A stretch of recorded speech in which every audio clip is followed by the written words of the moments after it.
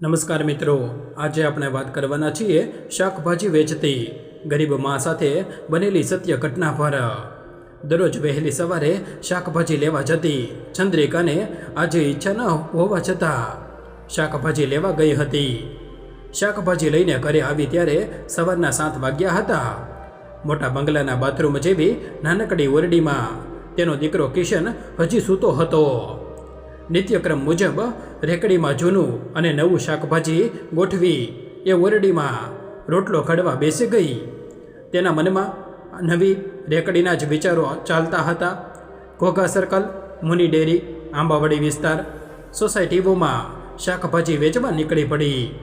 સવારે 3 કલાક ફરી હવે એ ઘોઘા રોડ ઉપર આવી ઊભી રહી। લારી હવે લાંબો વખત ખેંચે તેવું તેને લાગતું ન હતું। લારીની ચારે રિંગ અને ટાયર સાવ ઘસાઈ ગયા હતા। લાકડાનો લગભગ તૂટી ગયા હતા। લારીના તૂટી ગયેલા પાટિયા તેની અત્યંત ગરીબીની સાક્ષી પૂરતા હતા। તેના ઉપર કપડું પાથરી સુંડલામાં શાકભાજી વેચવા નીકળી હતી। બપોરે ઘરે આવીને જમીને આડા પડખે થઈ અને પછી શાકભાજી વેચવા નીકળી પડી। લારીને ધક્કો મારીને રાત્રે ઘરે પાછી આવતા તે આજે થાકી ગઈ હતી। 12મું ભણતો દીકરો કિશન ઘરે જતો એટલે ચંદ્રિકાબેને ચૂલા પર ખીચડી મૂકી। તેના મનમાં રેકડીના જ વિચારો ફરતા હતા।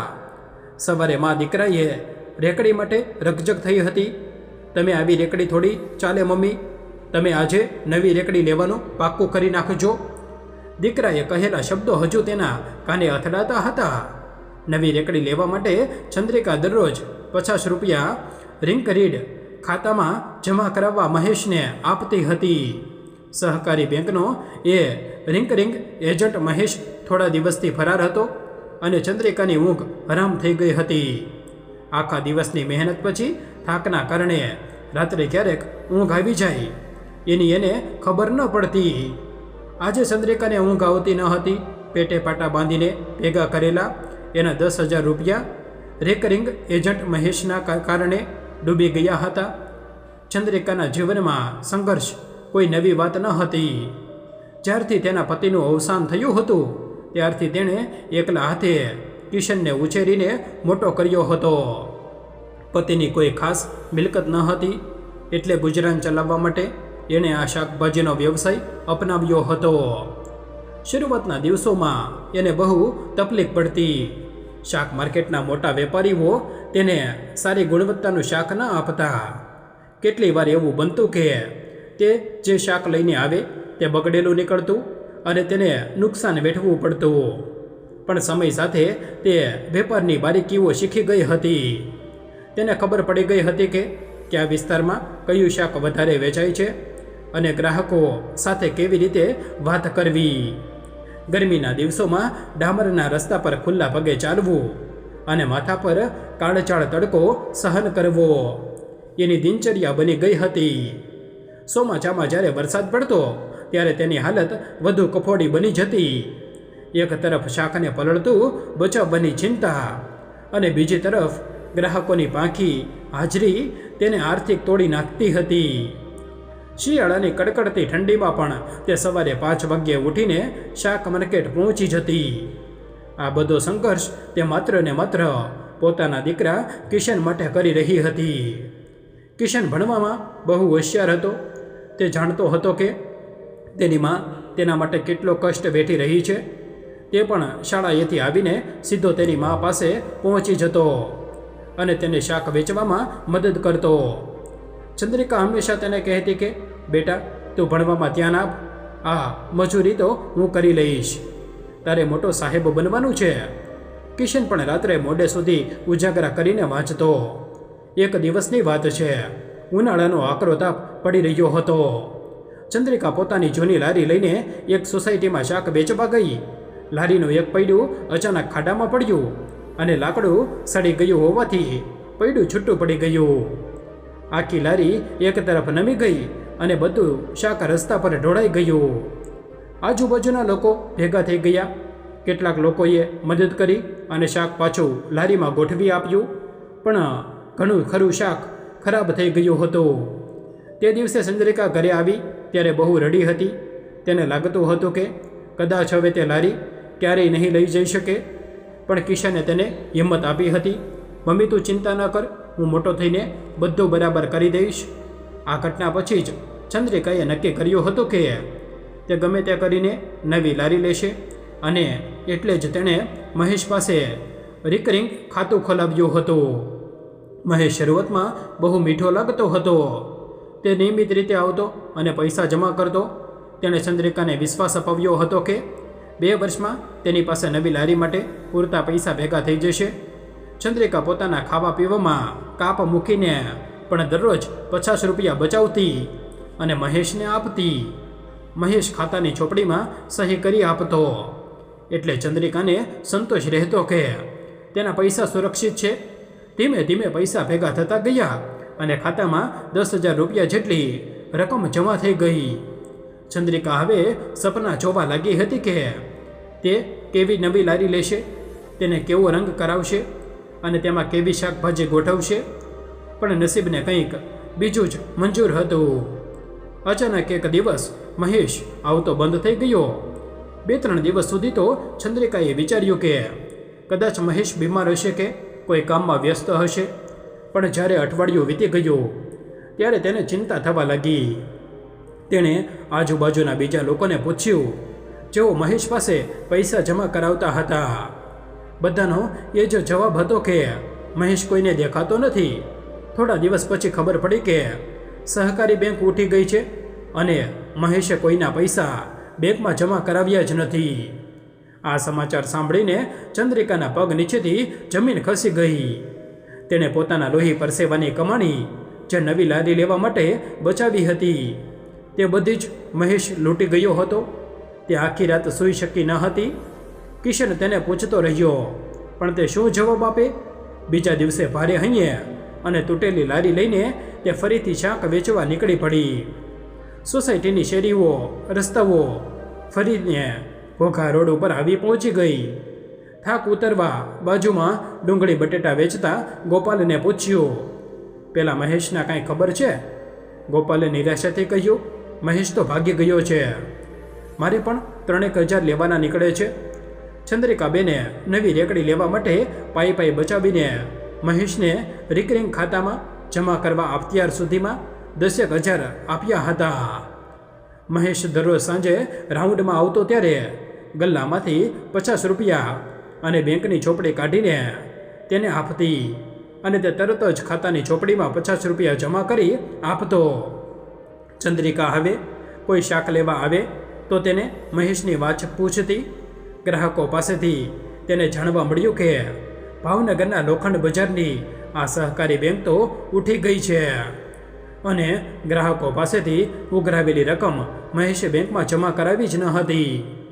પછી તો આ બાબત છાપાઓમાં પણ ચમકી હતી. નાના મોટા વેપારીના લગભગ 30 થી 35 લાખ આ મહેશ ઓળખી ગયો હતો. તેની ઉપર પોલીસ કેસ દાખલ કરવામાં આવ્યો હતો. ચંદ્રિકાએ હવે આ 10,000નું નાહી નાખ્યું હતું. ખેતમજૂરી કરતી ચંદ્રિકા તેના દીકરાને ભણાવવા અને 2 પૈસા કમાવાની લાલચે ગામ છોડીને શહેરમાં આવી ગઈ હતી અને શાકભાજીનો ધંધો શરૂ કર્યો હતો. તેની બચતની રકમ લૂંટાઈ ગઈ હોવાથી કફોડી હાલતમાં જીવતી ચંદ્રિકાને હવે ભાવનગરમાં તન તોડવું ન હતું. છોકરાનું ભણતર પૂરું થાય એટલે ગામડે ભાગવું હતું. કેટલીક સમસ્યાઓનું સમાધાન સમય કરી આપતો હોય છે. જેમ જેમ સમય પસાર થતો જાય તેમ તેમ તેમને સમસ્યા કોઠે પડતી જાય છે અથવા ઉકેલ મળી જાય છે. દુઃખના દિવસો મંદ ગતિએ પસાર થતા હોય છે. ચંદ્રિકા રોજ સવારે ઉઠતી ત્યારે તેને એવું લાગતું કે જાણે કોઈએ તેના પર મોટો પહાડ મૂકી દીધો હોય. છતાં પણ તે હિંમત હાર્યા વગર કામે લગી જતી. કિશનની પરીક્ષાઓ નજીક આવી રહી હતી. 12મા ધોરણની બોર્ડની પરીક્ષા હોવાથી તેને ટ્યુશનમાં પણ પૈસા ભરવાના હતા. ચંદ્રિકાએ પોતાના પિયરમાંથી થોડા પૈસા ઉછીના લીધા અને કિશનની ફી ભરી. કિશન રાત દિવસ એક કરીને વાંચતો હતો. તે પોતાની માનું દુઃખ સમજી શકતો હતો. તે મનોમન નક્કી કરી ચૂક્યો હતો કે તે આ પરિસ્થિતિમાંથી બહાર આવશે અને પોતાની માને સુખ આપશે. ચંદ્રિકાની લારી હવે સાવ ખખડી ગઈ હતી. રોજ તેને બાંધવી પડતી અને રિપેર કરવી પડતી. એકવાર તો લારી લઈને જતી હતી ત્યારે રસ્તામાં જ ધરી તૂટી ગઈ. રસ્તા પર જતા આવતા લોકોએ મદદ કરી, પણ ચંદ્રિકાને બહુ શરમ આવી. તેને મહેશ પર એટલો બધો ગુસ્સો આવતો હતો કે જો તે સામે આવી જાય તો તેનો જીવ લઈ લે, પણ તે શું કરી શકે તેમ હતી. કાયદા અને પોલીસના ચક્કરમાં પડવાની તેની કોઈ હેસિયત ન હતી.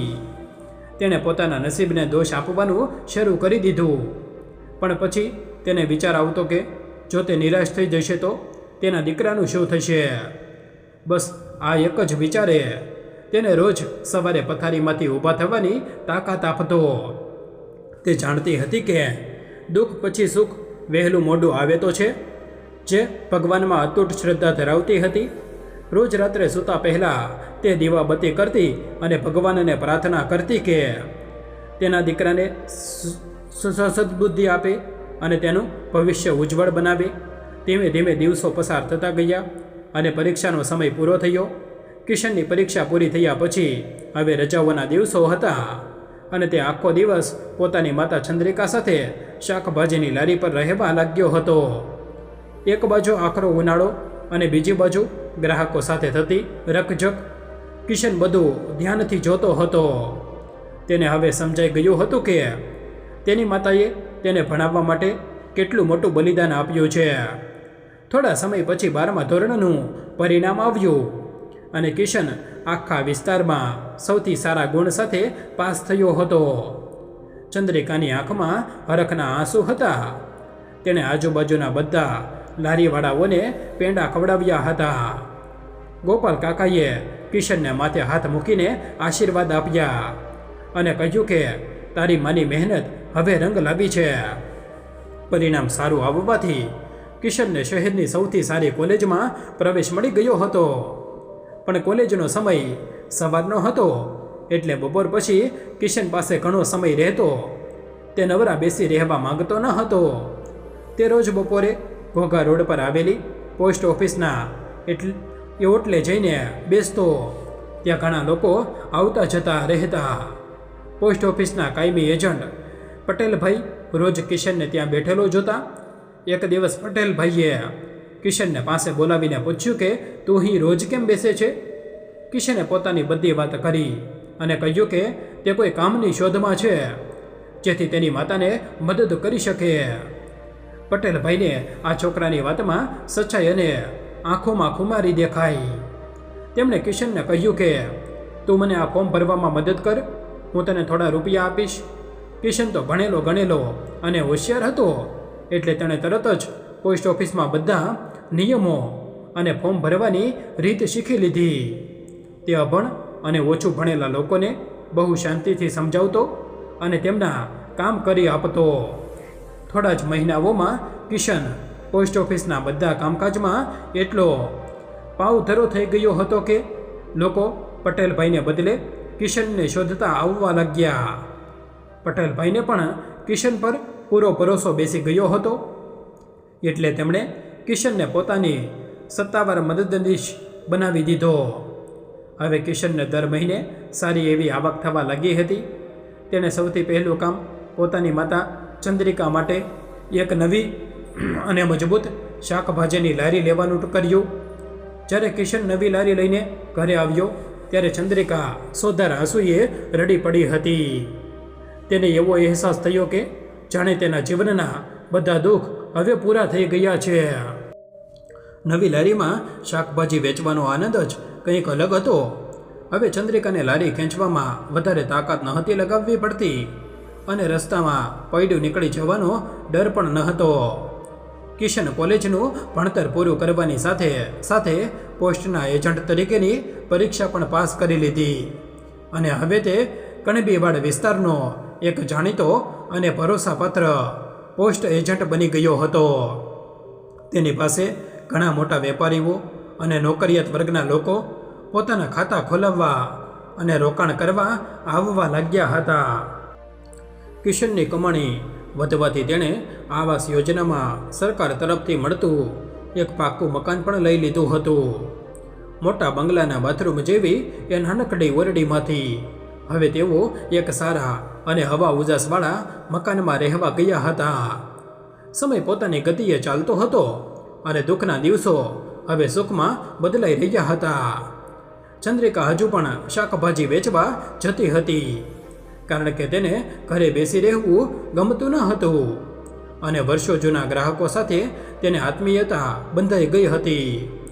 એક દિવસ બપોરના સમયે ચંદ્રિકા પોતાની લારી લઈને લીમડાના છાયા નીચે ઊભી હતી અને બાજુમાં ગોપાલ કાકા પણ પોતાની ડુંગળી બટેકાની લારી લઈને ઊભા હતા.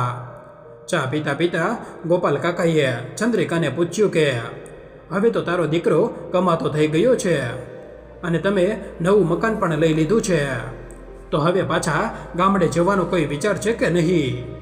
ગોપાલ કાકાની વાત સાંભળીને ચંદ્રિકાએ હસીને ધીમા અવાજે જવાબ આપ્યો કે હવે ક્યાં ગામડે જવું છે, હવે તો આ શહેર જ આપણું થઈ ગયું છે અને થોડા સમયમાં કિશનનું ભણતર પૂરું થાય એટલે એના માટે એક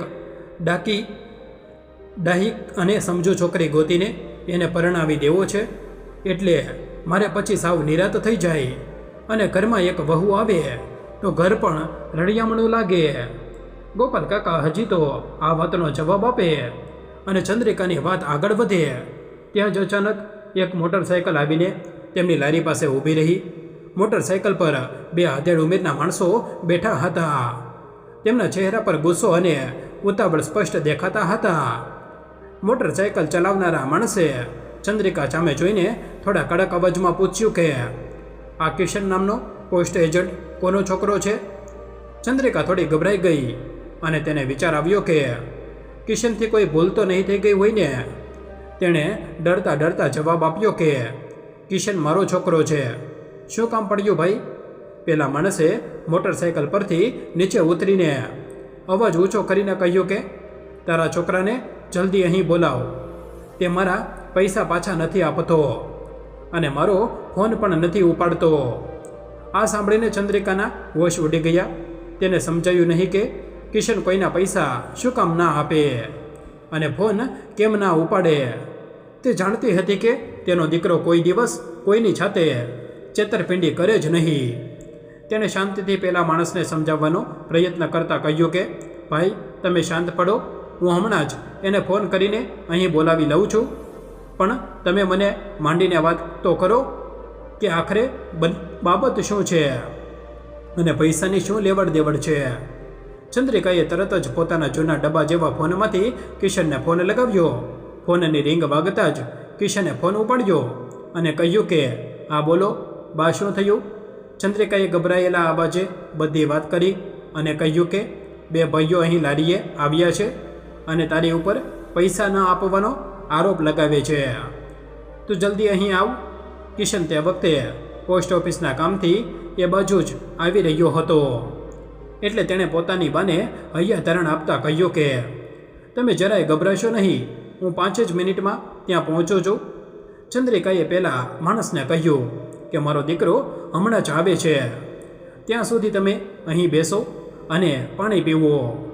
ચંદ્રિકાને મનમાં પેલો જૂનો રિકરિંગ એજન્ટ મહેશ યાદ આવી ગયો, જેણે તેના 10,000 રૂપિયા ડૂબાડ્યા હતા. તેને ડર હતો કે ક્યાંક તેનો દીકરો પણ આવા કોઈ ખોટા રસ્તે તો નથી ચડી ગયો ને. પણ તેણે પોતાના ઉછેર અને સંસ્કારો પર પૂરો ભરોસો હતો. થોડી જ વારમાં કિશન પોતાની મોટરસાયકલ લઈને ત્યાં આવી પહોંચ્યો.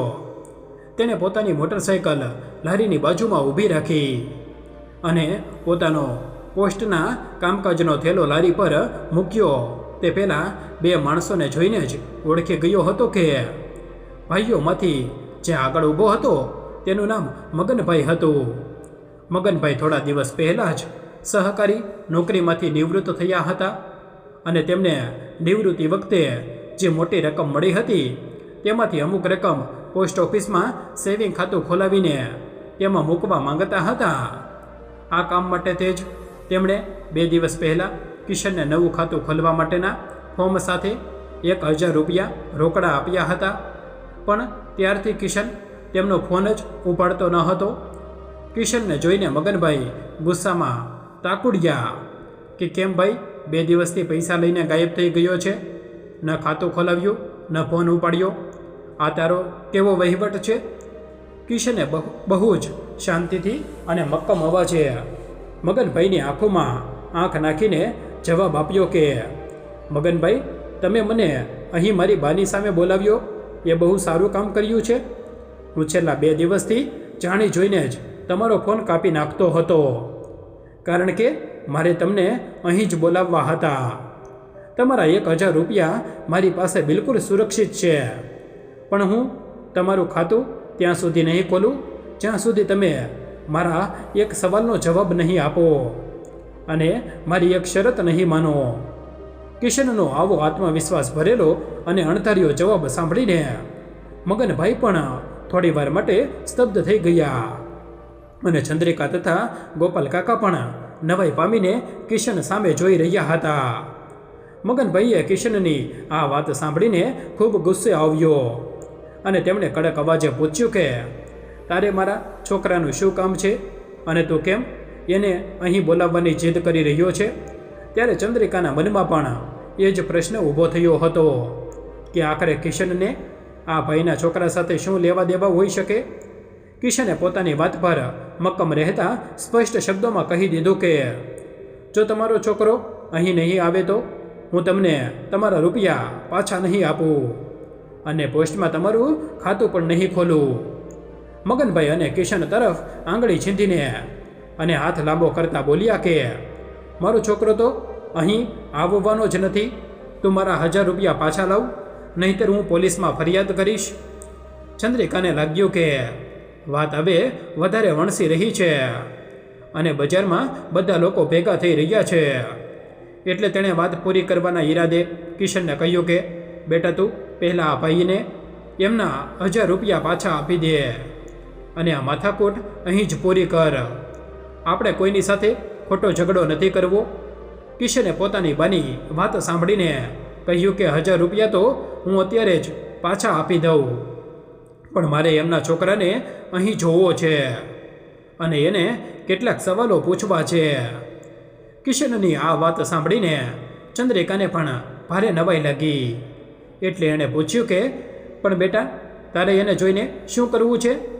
કિશન કંઈ બોલ્યા વગર લારીમાં રાખેલા લાકડાના ગલ્લા તરફ ગયો અને ગલ્લાની ઉપરનું પાનું બહાર કાઢીને ગલ્લાના તળિયામાંથી સાચવીને રાખેલી પેટી જૂની સહકારી બેંકની રિકરિંગ ખાતાની ચોપડી બહાર કાઢીને લાવ્યો અને બોલ્યો કે આ ચોપડીમાં દરરોજ 50 રૂપિયા મારી બાઈએ પરસેવો પાડીને જમા કરાવ્યા હતા.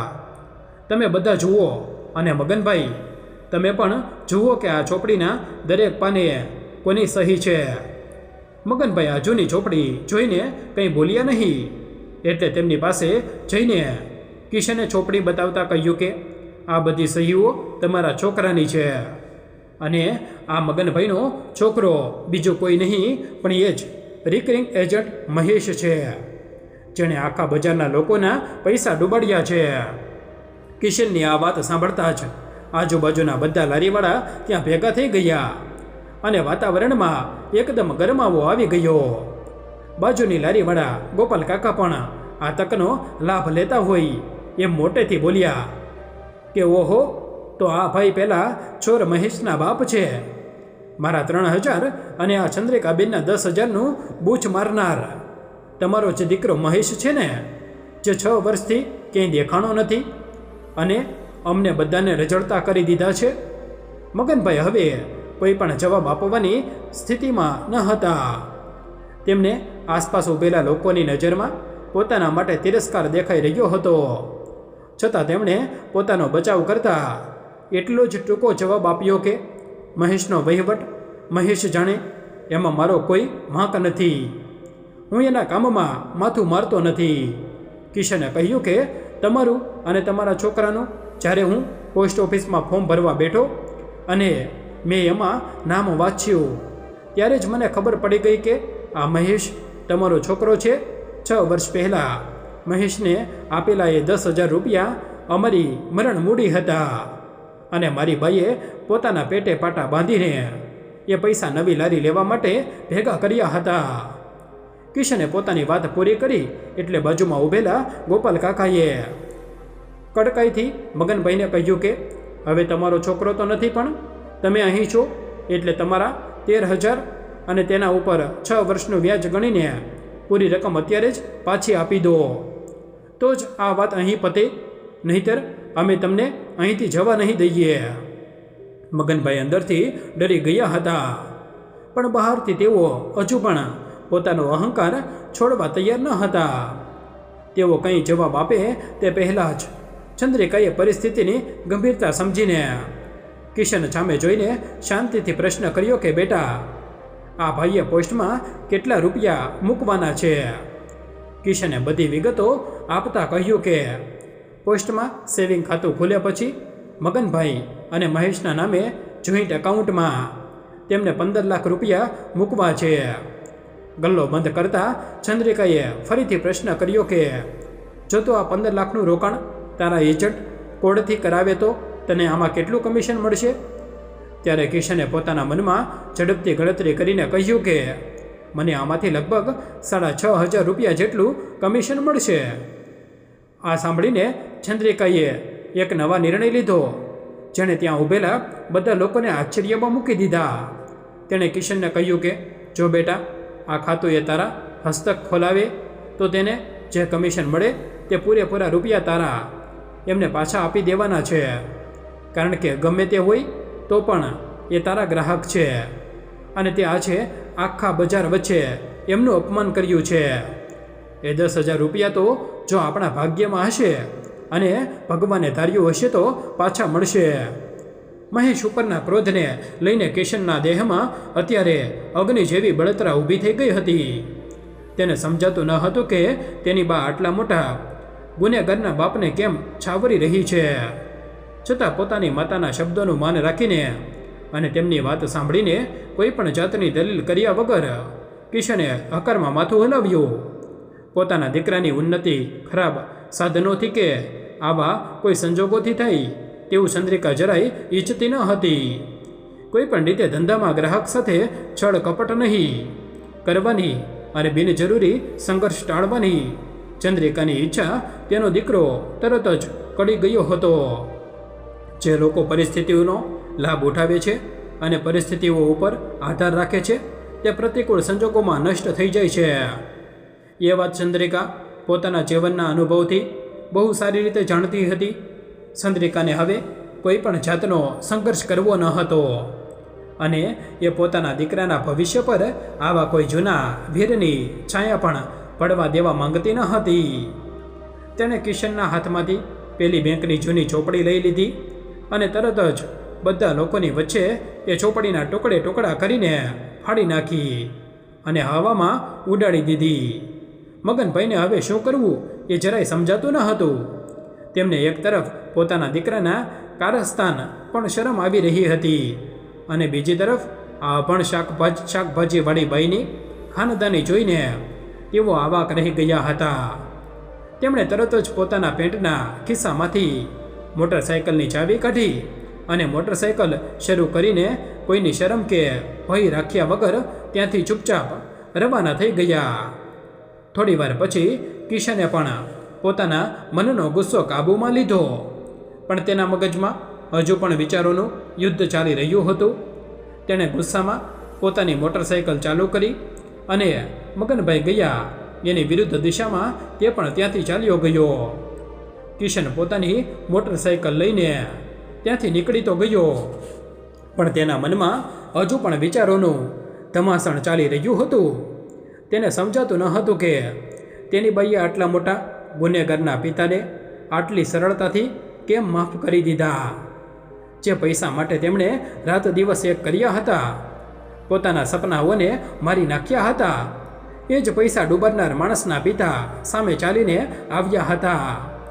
છતાં તેની બાઈએ કોઈ પણ જાતનો બદલો લેવાની ભાવના કેમ ન રાખી. કિશન મોટરસાઇકલ ચલાવતો દરિયા કિનારે પહોંચી ગયો અને ત્યાં શાંત જગ્યાએ બેસીને વિચારવા લાગ્યો. ધીમે ધીમે તેનો ગુસ્સો શાંત થયો અને તેને પોતાની માતાના શબ્દો યાદ આવવા લાગ્યા કે ખરાબ સાધનો અને ખરાબ સંજોગોથી મળેલી સફળતા ક્યારેય ટકતી નથી. જો તેણે આજે મગનભાઈ પાસેથી પરાણે પૈસા કઢાવ્યા હોત કે તેમને સાથે ઝઘડો કર્યો હોત તો કદાચ તેને 10,000 રૂપિયા પાછા મળી જાત, પણ તેનાથી તેના મનમાં જે વેરની ભાવના જાગી હોત તે તેને આખી જિંદગી શાંતિથી જીવવા ન દેત. તેની બાની વાત સાચી હતી કે જો ગ્રાહક સાથે છેતરપિંડી કરીએ તો આપણો જ વિનાશ થાય છે. કિશનને હવે પોતાની બાની મહાનતા સમજાઈ રહી હતી. જે અભણ શાકભાજી વેચતી સ્ત્રીએ જીવનનો જે મોટો પાઠ આજે તેને ભણાવ્યો હતો તે કોઈ મોટી યુનિવર્સિટીમાં પણ શીખવા ન મળત. કિશને મનોમન નક્કી કરી લીધું કે હવે તે ક્યારેય કોઈની સાથે વેરભાવ નહીં રાખે અને પોતાનું પૂરું ધ્યાન ફક્ત ને ફક્ત પોતાના અભ્યાસ અને પોતાની કારકિર્દી પર જ લગાવશે. તેણે ત્યાંથી જ મોટરસાઇકલ પાછી વાળી અને સીધો પોસ્ટ ઓફિસ પહોંચી ગયો. ત્યાં જઈને તેણે પોતાના કામમાં મન પરોવી લીધું.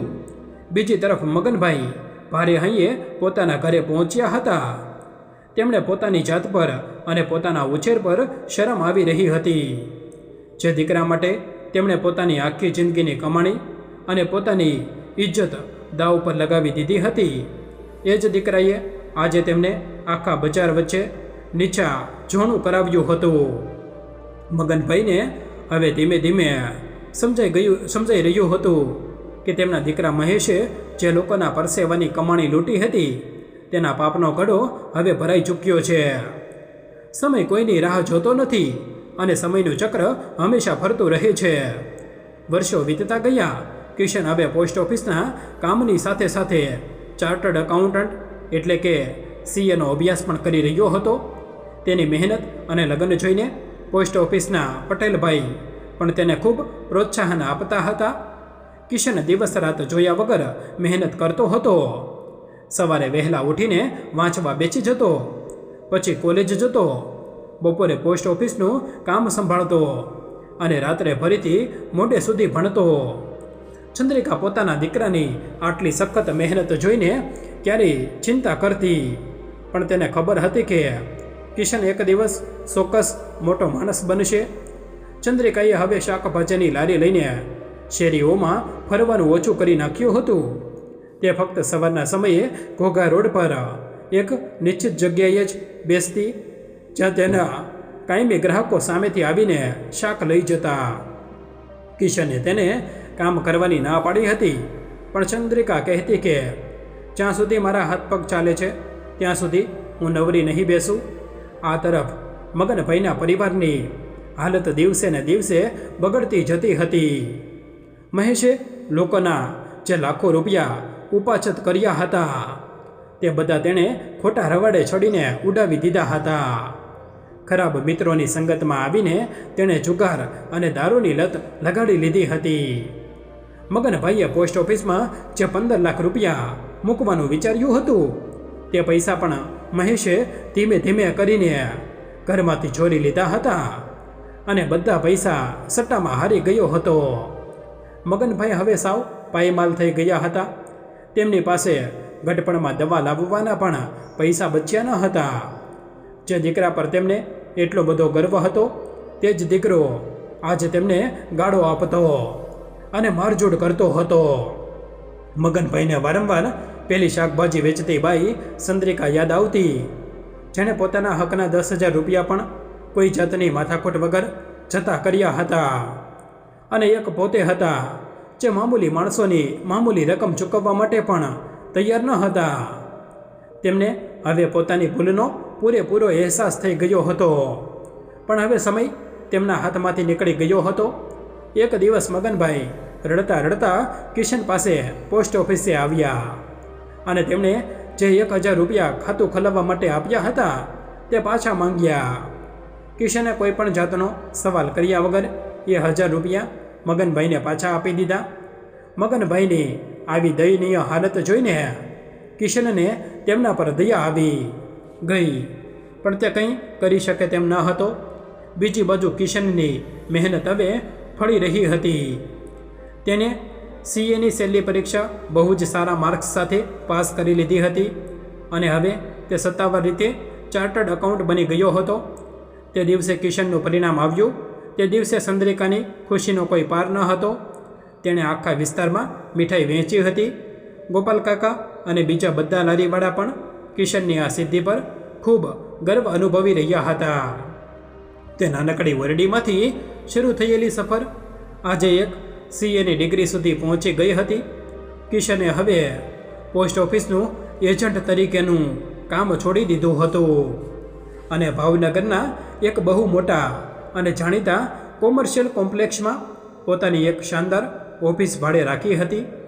ઓફિસનું ઇન્ટિરિયર એટલું સુંદર બનાવડાવ્યું હતું કે જોનાર જોતા જ રહી જાય. ચંદ્રિકા જ્યારે પહેલીવાર એ ઓફિસે જોવા ગઈ ત્યારે તેને તો એવું જ લાગ્યું કે જાણે કોઈ સપનાની દુનિયામાં આવી ગઈ હોય. કિશને પોતાની ઓફિસના ઉદ્ઘાટન માટે એક મોટો કાર્યક્રમ રાખ્યો હતો. તેમાં તેણે પોતાના બધા સગા સંબંધીઓ, મિત્રો, પોસ્ટ ઓફિસના સ્ટાફ અને ખાસ કરીને ઘોઘા રોડના પોતાના જૂના પાડોશીઓ એવા ગોપાલ કાકા અને બીજા લારીવાળાઓને ખાસ આમંત્રણ આપ્યું હતું. ઉદ્ઘાટનનો એ દિવસ કિશન અને ચંદ્રિકાના જીવનનો સૌથી સોનેરી દિવસ હતો. ઉદ્ઘાટનના એ પવિત્ર દિવસે કિશનની નવી ઓફિસ ફૂલોથી શણગારવામાં આવી હતી અને ચારે બાજુ ઉત્સવ જેવો માહોલ હતો. શહેરના મોટા મોટા વેપારીઓ, જાણીતા સીએ અને અણમાન્ય નાગરિકો ત્યાં આવ્યા હતા. પણ કિશને એ બધાની વચ્ચે સૌથી આગળ પોતાના માતા ચંદ્રિકાબેન અને ઘોઘા રોડના જૂના સાથીઓ એવા ગોપાલ કાકા તથા બીજા શાકભાજી વેચવાવાળા ભાઈઓને બેસાડ્યા હતા. દીવો પ્રગટાવીને અને રિબિન કાપીને ઓફિસનું વિધિવત ઉદ્ઘાટન કરવામાં આવ્યું. ત્યારબાદ જ્યારે કિશનને માઇક પર 2 શબ્દો બોલવા માટે કહેવામાં આવ્યું ત્યારે આખી સભામાં શાંતિ છવાઈ ગઈ. કિશને ગદગદિત અવાજે બોલવાનું શરૂ કર્યું અને કહ્યું કે આજે હું જે કંઈ પણ છું એ મારી મા ચંદ્રિકાબેનના સંસ્કારો અને તેમના ત્યાગના કારણે છું. કિશને બધાની સામે 6 વર્ષ પહેલાં બનેલી પેલી રિકરિંગ બેંકની ચોપડી ફાડી નાખવાની ઘટના યાદ કરી અને કહ્યું કે જ્યારે રિકરિંગ એજન્ટ મહેશના પિતા મગનભાઈ લારી પર આવ્યા હતા ત્યારે મહેશ ઉપરના ક્રોધ અને વેદને લીધે તે વખતે મારા દેહમાં અગ્નિ જેવી બળતરા ઊભી થઈ હતી અને હું કોઈ પણ ભોગે બદલો લેવા માંગતો હતો. પણ જો તે વખતે મારી બાઈએ બેંકની ચોપડી ફાડી નાખી ના હોત અને મને શાંત ના કર્યો હોત તો એ વેરની અગરી આગળ જતાં વિકરાળ સ્વરૂપ ધારણ કરીને મારી યોગ્યતા અને મારા ભવિષ્યને બાળીને ખાખ કરી નાખી હોત. ભવિષ્યમાં પણ આ પ્રતિશોધની આગ મારા મનમાં ઊભી ન થાય એ માટે જ મારી બાઈએ એ વખતે બધાની વચ્ચે બેંકની ચોપડી ફાડી નાખી હતી અને મને જીવનનો સૌથી મોટો પાઠ ભણાવ્યો હતો. કિશનની આ વાત સાંભળીને સભામાં બેઠેલા તમામ લોકોની આંખો ભીની થઈ ગઈ અને બધાએ ચંદ્રિકાબેનના આ નિર્ણયને તાળીઓના ગડગડાટથી વધાવી લીધો. આ ઘટના પછી તો કિશનના અભ્યાસ અને કારકિર્દીની ગાડી પૂરપાટ દોડવા લાગી હતી. તે સીએ બન્યા પછી તેની પ્રમાણિકતા, સહૃદયતા, ઉદારતા અને સંસ્કારી સ્વભાવની ચર્ચા આખા ભાવનગરમાં થવા લાગી હતી. મોટા મોટા ઔદ્યોગિક એકમો, કારખાનાઓ અને અલગ અલગ ધંધાના માલિકો પોતાના એકાઉન્ટ્સ અને ટેક્સનું કામકાજ કિશનને સોંપવા લાગ્યા હતા. લોકો જાણતા હતા કે કિશન ક્યારેય કોઈની સાથે છેતરપિંડી નહીં કરે. થોડા જ સમયમાં કિશનની ગણના શહેરના સૌથી સફળ અને ભરોસાપાત્ર ચાર્ટર્ડ એકાઉન્ટ તરીકે થવા લાગી. ચંદ્રિકાએ હવે શાકભાજીનો ધંધો કાયમ માટે બંધ કરી દીધો હતો અને તે પોતાના દીકરાના સુખી સંસારને જોઈને આનંદ અનુભવતી હતી. તે હવે રોજ સવારે ઈશ્વરની પૂજા અર્ચના કરતી અને ગરીબ લોકોને મદદ કરતી. બીજી તરફ મગનભાઈનો દીકરો મહેશ જાણે લોકોના પૈસા લૂંટીને ટૂંકા રસ્તે અમીર બનવાના સપના જોયા હતા. તે ગુનાના માર્ગે વળી ગયો હતો અને આખરે પોલીસના હાથે પકડાઈને જેલ ભેગો થઈ ગયો હતો.